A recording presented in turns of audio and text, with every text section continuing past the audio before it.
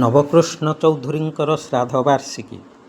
ମହାନ ବିପ୍ଳବୀ, ଜନନାୟକ ତଥା ଓଡ଼ିଶାର ପୂର୍ବତନ ମୁଖ୍ୟମନ୍ତ୍ରୀ ସ୍ୱର୍ଗତ ନବକୃଷ୍ଣ ଚୌଧୁରୀଙ୍କର 42ତମ ଶ୍ରାଦ୍ଧ ବାର୍ଷିକୀ ଅନୁଗୋଳସ୍ଥିତ ବାଜିରାଉତ ଛାତ୍ରାବାସ ପରିସରରେ ଅନୁଷ୍ଠିତ ହୋଇଯାଇଛି। ବାଜିରାଉତ ଛାତ୍ରାବାସ ଏବଂ ଉତ୍କଳ ନବଜୀବନ ମଣ୍ଡଳ ଅନୁଗୋଳର ମିଳିତ ଆନୁକୂଲ୍ୟରେ ଆୟୋଜିତ ଏହି ଶ୍ରାଦ୍ଧ ବାର୍ଷିକୀ ସଭାରେ ବାଜିରାଉତ ଛାତ୍ରାବାସର ସଭାପତି ଅନ୍ତର୍ଯ୍ୟାମୀ ବରାଳ ପୌରୋହିତ୍ୟ କରିଥିବା ସମୟରେ ଛାତ୍ରାବାସର ସମ୍ପାଦକ ଇଞ୍ଜିନିୟର ଧନେଶ୍ୱର ସାହୁ ସ୍ୱାଗତ ଭାଷଣ ପ୍ରଦାନ କରିଥିଲେ। ପ୍ରାରମ୍ଭରେ ସୁଶ୍ରୀ ଲିପିକା ମହାପାତ୍ର ଏବଂ ଅନ୍ତେବାସୀ ଛାତ୍ରୀମାନଙ୍କ ଦ୍ୱାରା ପ୍ରାରମ୍ଭିକ ସଙ୍ଗୀତ ପରିବେଷଣ କରାଯାଇଥିଲା। ଡକ୍ଟର ବିଶ୍ୱଜିତ ଅତିଥିଗଣଙ୍କ ପରିଚୟ ପ୍ରଦାନ କରିବା ପରେ ଅତିଥିଗଣଙ୍କୁ ପୁଷ୍ପଗୁଚ୍ଛ ପ୍ରଦାନ କରି ସ୍ୱାଗତ କରାଯାଇଥିଲା। ସଭା କାର୍ଯ୍ୟ ପ୍ରାରମ୍ଭରେ ଅତିଥିଗଣ ସ୍ୱର୍ଗତ ନବକୃଷ୍ଣ ଚୌଧୁରୀଙ୍କର ଫଟୋଚିତ୍ରରେ ପୁଷ୍ପଗୁଚ୍ଛ ପ୍ରଦାନ ପୂର୍ବକ ପ୍ରଦୀପ ପ୍ରଜ୍ୱଳନ କରିଥିଲେ। ଶ୍ରାଦ୍ଧ ବାର୍ଷିକୀ ଅବସରରେ ଆୟୋଜିତ ସଭାରେ ମୁଖ୍ୟ ଅତିଥି ଭାବେ ବିଶିଷ୍ଟ ସାମ୍ବାଦିକ ଡକ୍ଟର ସତ୍ୟ ରାୟ, ମୁଖ୍ୟ ବକ୍ତା ଭାବେ ଭାରତୀୟ ଜନସଞ୍ଚାର ସଂସ୍ଥାର ପ୍ରାକ୍ତନ ପ୍ରାଧ୍ୟାପକ ତଥା ଆଞ୍ଚଳିକ ନିର୍ଦ୍ଦେଶକ ଡକ୍ଟର ମୃଣାଳ ଚାଟାର୍ଜୀ ଯୋଗଦାନ କରିଥିଲେ। ଏହି ଅବସରରେ ଗଣତନ୍ତ୍ର ରାଷ୍ଟ୍ରରେ ଗଣମାଧ୍ୟମ ଓ ସାମ୍ବାଦିକଙ୍କର ଭୂମିକା ଶୀର୍ଷକ ଏକ ଗୋଷ୍ଠୀଗତ ଆଲୋଚନା ଅନୁଷ୍ଠିତ ହୋଇଥିଲା।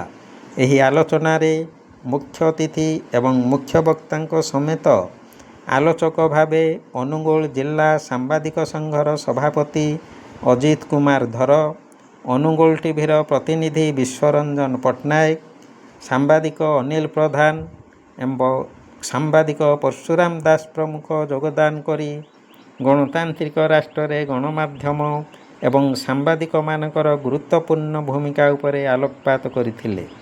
ଜଣେ ସାମ୍ବାଦିକ କିପରି ପ୍ରତିକୂଳ ପରିସ୍ଥିତିରେ ନିଜ କାର୍ଯ୍ୟ କରି ଜନସାଧାରଣଙ୍କ ସମ୍ମୁଖରେ ଖବର ପ୍ରସାରଣ କରୁଛି, କିପରି ସାମ୍ବାଦିକଙ୍କ ଉପରେ ବିଭିନ୍ନ ସମୟରେ ଆକ୍ରମଣ, ପ୍ରଲୋଭନ, ରାଜନୈତିକ ପ୍ରଶାସନିକ ଚାପ ପଡ଼ୁଛି, ବର୍ତ୍ତମାନ କିପରି ସାମାଜିକ ଗଣମାଧ୍ୟମ ବେଳେବେଳେ ନିଜ ଦାୟିତ୍ୱ ତୁଲାଇବାରେ ବିଫଳ ହେଉଛି, ତାକୁ ନେଇ ଅତିଥିଗଣ ମତ ଦେବା ସହିତ ଯୁବପିଢ଼ିଙ୍କୁ ଉତ୍ତମ ସାମ୍ବାଦିକତା ସେବାକୁ ଆପଣେଇ ନେଇ ଦେଶ, ଜାତି ତଥା ଜନସାଧାରଣଙ୍କ ସେବା କରିବାକୁ ଆହ୍ୱାନ ଦେଇଥିଲେ।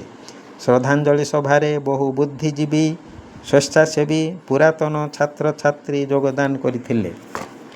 ଶ୍ରାଦ୍ଧ ବାର୍ଷିକୀ ଅବସରରେ ଛାତ୍ରାବାସ ତରଫରୁ ପ୍ରାତଃକାଳରେ ବୈତାଳିକ ଓ ପ୍ରାର୍ଥନା, ସାମୂହିକ ସଫେଇ, ନବମାଳତୀ ସ୍ମୃତିପୀଠରେ ପୁଷ୍ପାଞ୍ଜଳି ଅର୍ପଣ, ଶ୍ରଦ୍ଧାଞ୍ଜଳି ସଭା, ଗୋଷ୍ଠୀଗତ ଆଲୋଚନା, ସମବେତ ଭୋଜନ, ସୂତ୍ରଯଜ୍ଞ ଓ ପ୍ରାର୍ଥନା କାର୍ଯ୍ୟକ୍ରମ ଅନୁଷ୍ଠିତ ହୋଇଥିଲା। ଏହି କାର୍ଯ୍ୟକ୍ରମରେ ଛାତ୍ରାବାସର ଅନ୍ତେବାସୀ କର୍ମକର୍ତ୍ତାଙ୍କ ସମେତ ଉପଦେଷ୍ଟା କ୍ରିଷ୍ଣା ମହାନ୍ତି, ସ୍ୱେଚ୍ଛାସେବୀ ଛୋଟରାୟ ମାଝୀ, ସୂର୍ଯ୍ୟନାରାୟଣ ନାଥ, ଆଦ୍ୟାଶୋକ ମିଶ୍ର ପ୍ରମୁଖ ସହଯୋଗ କରିଥିଲେ। ଶେଷରେ ଉତ୍କଳ ନବଜୀବନ ମଣ୍ଡଳର ସମ୍ପାଦକ ମୁରଲୀଧର ମୂଳିଆ ଧନ୍ୟବାଦ ପ୍ରଦାନ କରିଥିଲେ। ଅନୁଗୋଳରୁ ଜିଲ୍ଲା ପ୍ରତିନିଧି ଅଜୟ ଭାଇଙ୍କ ରିପୋର୍ଟ, ଅଷ୍ଟକିଲା ନ୍ୟୁଜ୍।